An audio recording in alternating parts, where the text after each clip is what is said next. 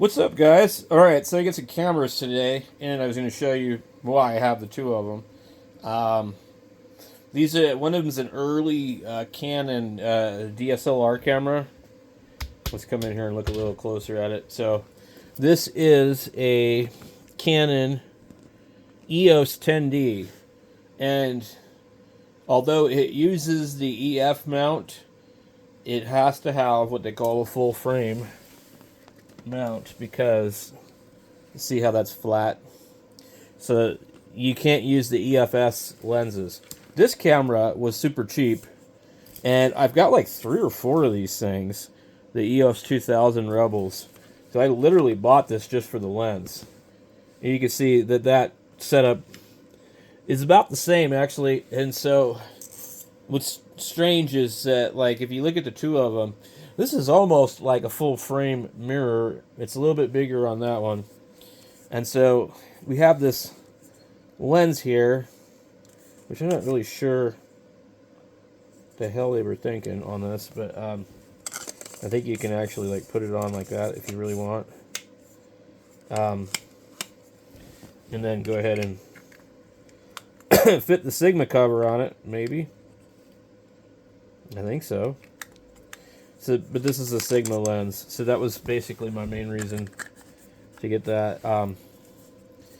What is it? It's a 100 to 300, which is kind of a little bit different than normal.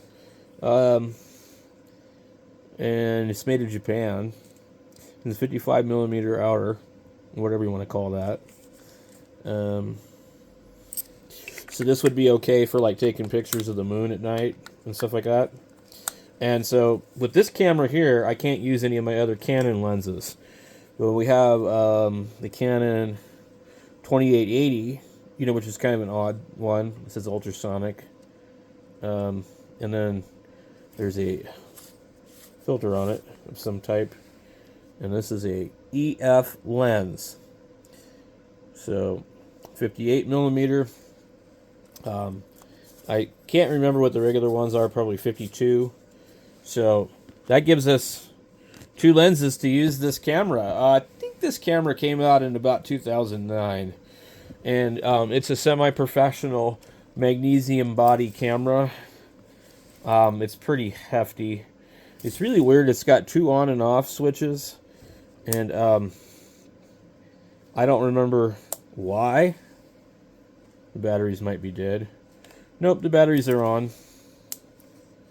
Okay, so now it doesn't have like what modern cameras have. You do have a menu, and you can see the pictures. It's a little slow to access stuff. I don't know what this is. I don't think I took these pictures. I think they were like already. That's a picture I took. I was playing around with it in like manual mode. Also, you need to wait a second for the picture to actually resolve itself. And I'll show you what I mean. See that?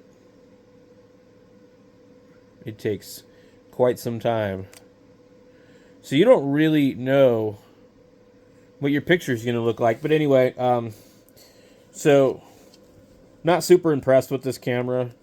The fact that it can't use anything but full frame lenses is kind of a bummer. But yep, it is what it is.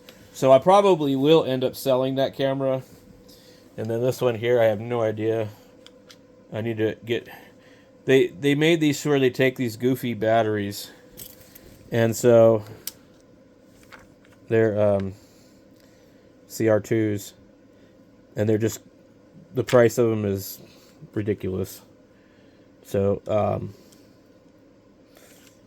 if I really want to take film pictures, I don't think this is the camera I would probably use anyways. It's also missing that part. So, I don't know why they decided to use all these stupid batteries in cameras when they could have just used AA's. I don't care if you got to use 4 of them and put them in the grip here. Make the camera bigger. Use practical batteries.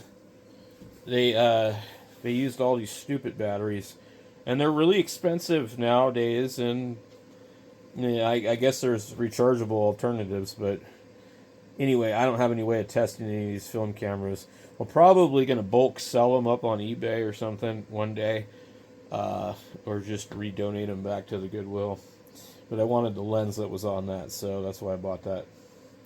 So anyway, I may take this out and see if it can do astrophotography at all. And, you know, you can do full manual mode.